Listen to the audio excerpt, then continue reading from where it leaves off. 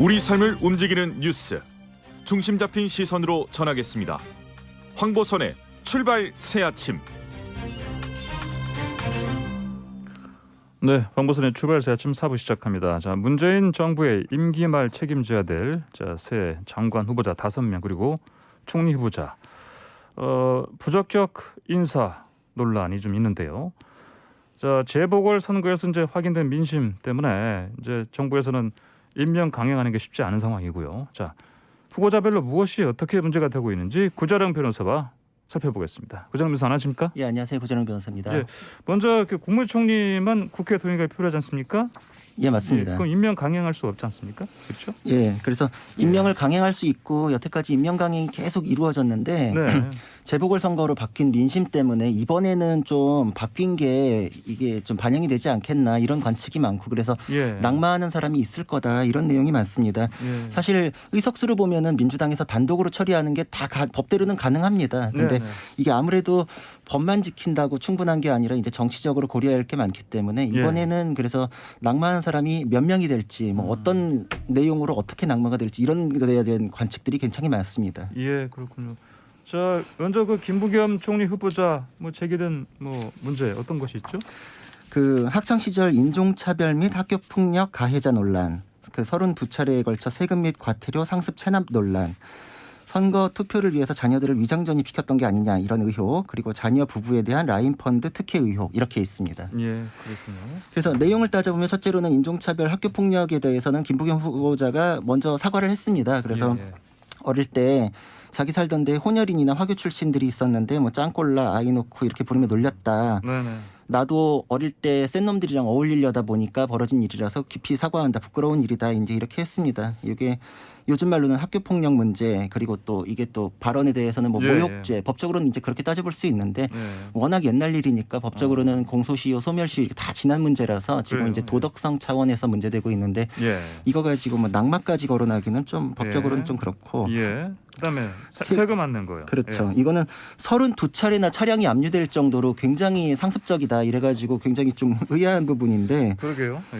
그래서 정치적으로 어렵던 시절에 벌어진 일인데 체납 사실 인정하며 부끄럽게 여긴다. 이것도 이제 사과를 해서 고개를 숙였습니다. 그런데 이게 법적으로 따져보면은 그 체납이 하면은 이제 가산금이 붙거든요. 그래서 그렇죠. 가산금 붙은 것까지 해가지고 납부를 다 했기 때문에 그 체납 사실에 대해서는 법적으로 따르는 제재는 다 수행을 한 거다 이렇게 평가할 수 있기 때문에 이것도 낙마 사유로 거론할 정도까지는 아닌 것 같습니다. 예, 알겠습니다. 과거에 학교 폭력, 인종차별 발언 그리고 상습 체납 이거는 이제 일단 그렇죠. 낙마 사유까지 될 수는 없는 것이고. 그렇죠. 남은 그러면 것들이 또 결국은 하나 남은 게 이제 그 자녀 라인 펀드 의혹 아니겠습니까? 또 위장 전입 의혹도 있죠. 예, 이게 법적으로는 가장 뜨겁습니다.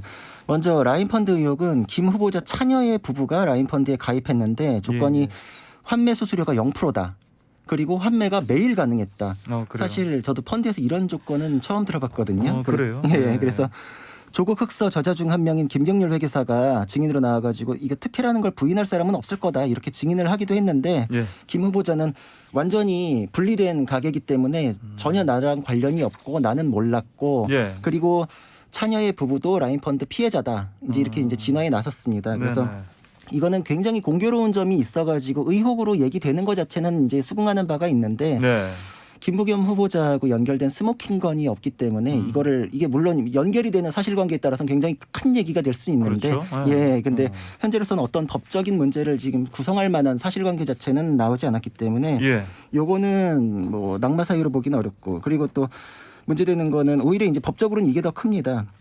사실관계가 어느 정도 나왔으니까. 그래서 자녀들의 선거용 위장 전입 의혹이 있는데 수차례 선거 직전에 주소를 이제 그 선거구로 옮겼다가 선거 끝나면 다시 또 돌아갔다. 이게 좀 반복이 됐었고 또 딸이 셋인데 그중에 막내딸이 만 17살이라서 투표권이 없을 때는 딸만 그 마지막 막내딸만 남겨두고 다른 가족들이 옮겨왔다 다시 옮겨가고 이런 식으로 했기 때문에 막내딸이 세대주가 됐던 경우들이 있거든요. 이제 좀 이례적이다.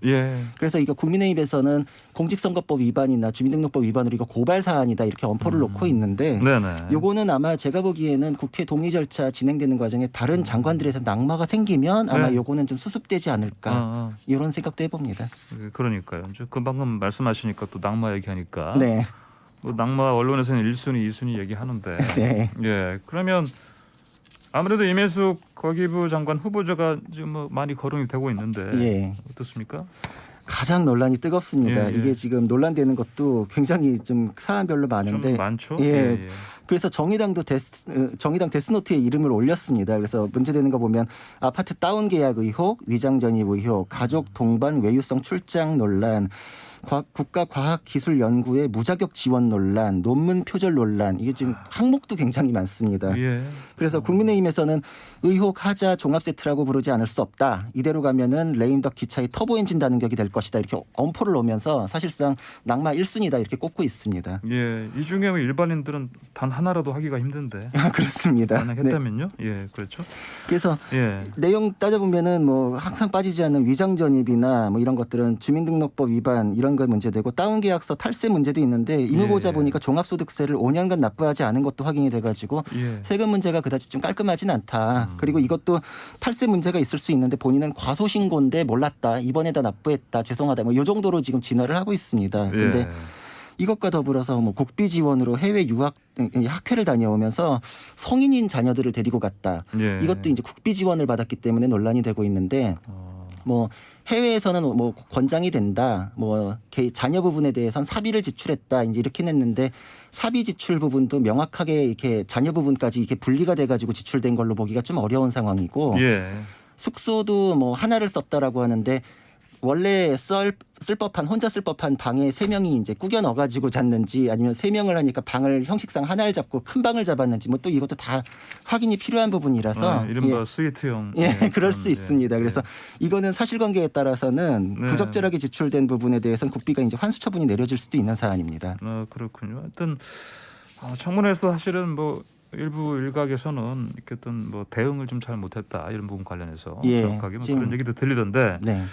자, 또 그 논문 얘기도 있지 않습니까? 네, 논문 얘기가 가장 또 학자로서는 도덕성 문제, 뭐 표절 문제 여러 가지로 가장 이슈가 될 법한 내용입니다. 게다가 남편이 같은 이제 학문을 연구하는 교수인데 남편이 또 제자의 논문이 발표가 됐고 그 유사한 내용이 그 이후에 발표됐는데 남편을 1저자, 본인이 3저자로 올라갔거든요. 이거는 제자의 연구 실적을 가로챈 거 아니냐. 그리고 그것도 발표된 것들을 따져보면 남편이 조교수에서 부교수 승진하는 시점에 그게 한 10여 차례 정도의 그런 일이 있었다라는 거는 좀 부적절하다. 이거는 남편에 대해서 논문 내조한 거 아니냐. 그래서 실적 가로채기, 논문 내조 이거는 경우에 따라서 표절 문제도 될 수 있고 논문 심사, 승진 심사에서 이게 자료로 반영됐을 거기 때문에 경우에 따라서는 위계에 의한 업무 방해 이런 것들도 논란이 있을 수 있습니다. 알겠습니다. 자, 이번엔 박준영 해수부 장관 후보자 같은 경우는 사실 뭐 본인이 아니라 그 부인이 먼저 그 도자기 한 1,000몇 점 가지고 들어온 거 이것 때문에 좀 문제가 되고 있지 않습니까? 이거는 좀 굉장히 생각하기 어려운 일이 벌어져가지고 더 놀랐는데 그 박 후보자가 주 영국 대사관 공사참사관 지내던 시절에 아내가 1,250점에 걸친 이제 그런 도자기를 갖고 왔다. 이게 근데 세관에 이제 신고 안 하고 관세도 안 내고 들어왔기 때문에 이제 크게 문제가 되고 있는데 이게 외교행랑 쓴 거 아니냐 이런 것까지 이제 추가로 문제됐지만 외교행랑은 아니다. 이제 극구 부인을 하고 있거든요. 근데 외교행랑을 쓰면 더 문제가 되는 거지 외교행랑 아니다라고 해서 이 논란이 잠재워질 사안이 아닙니다. 그러니까요. 관세법 위반이라든지. 그렇죠. 그래서 이게 지금 현재로서는 아내의 법적 책임에 대해서만 문제되고 있는데 박 후보자가 알았는지 이런 것도 이제 논란이 될 수 있고 공범인지 아닌지 따져볼 문제인데 관세법 위반만 문제되더라도 이게 사안이 굉장히 큽니다. 그리고 그 박 후보자 같은 경우에 쓰던 물건이라서 가져왔다 이렇게 해명을 하고 있는데 그 면세되는 범위도 쓰던 물건에 대해서 이사로 이제 갖고 왔다 하더라도 가족들이 썼을 만한 범위, 합리적 범위로 인정이 돼야 되고 3개월 이상 썼을 뿐만 아니라 갖고 와서도 자기가 써야 되거든요. 근데 이거는 지금 사실관계에 파헤쳐 보니까 갖고 와가지고 판매한 것까지도 확인이 됐기 때문에 이게 해명이 석연치 않고 사실 해명이 되기가 굉장히 어려워진 사안으로 보입니다. 이거는 관세법 위반일 경우에는 3년 이하 징역, 관세 포탈액의 5배의 벌금 이렇게 굉장히 중한 처벌이 예상되는 거기 때문에 논란이 아마 가라앉기가 쉽지 않을 것 같습니다. 그렇군요. 뭐 일각에서는 또 뭐 박준영 후보자 자체가 뭐 재산도 거의 없는 뭐 청년 많은 공무원이다 이런 식으로 좀 안타까운 분도 있긴 한데. 알겠습니다. 자, 노영욱 국토교통부 장관 후보자 논란은 뭐 저거 아닙니까? 그 위장 전입도 있었지만 그 그 세종에 있는 아파트. 맞습니다. 예. 그래서 공무원 특별 분양 받아가지고 아파트를 예. 샀는데, 예. 근데 거기에 실거주한 적은 없고 서울에서 출퇴근하거나 예. 관사에 머물거나 이렇게 이제 보유만 쉽게 했다가 2억 원 이상의 이제 차익을 남기고 팔았다. 예. 이게 그러면은 그 자기가 맡을 업무, 국토교통부 업무하고 그 수장으로서 굉장히 부적절하지 않느냐. 이제 이런 예. 논란이 본인 책임으로서 이제 굉장히 뜨겁고, 예.